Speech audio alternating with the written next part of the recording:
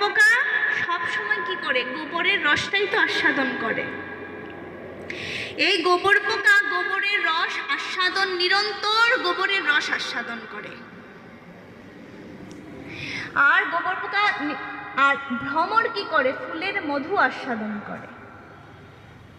তো ফুলের মধু যখন আস্বাদন করে নিরন্তর প্রতিদিন, ভ্রমরটা সেই গোবর পোকাকে বলে যে গোবর পোকা তুই আমার সাথে একদিন আয়, এসে দেখে যা যে এই মধুর কি রস, কি আস্বাদন, তুই তো গোবরের রস আস্বাদন করছিস। গোবর পোকা বলে, আহ, গোবরের রসের থেকে আর কোনো রস আছে নাকি? এত সুস্বাদু রস আছে নাকি? গোবর পোকার ওই কি গোবরের রসই পান করে, গোবরের রসের মতো তার কোনো রস নাই। কিন্তু ভ্রমর তো বোঝে, কেউ যদি দুধ আর মদ দুইটা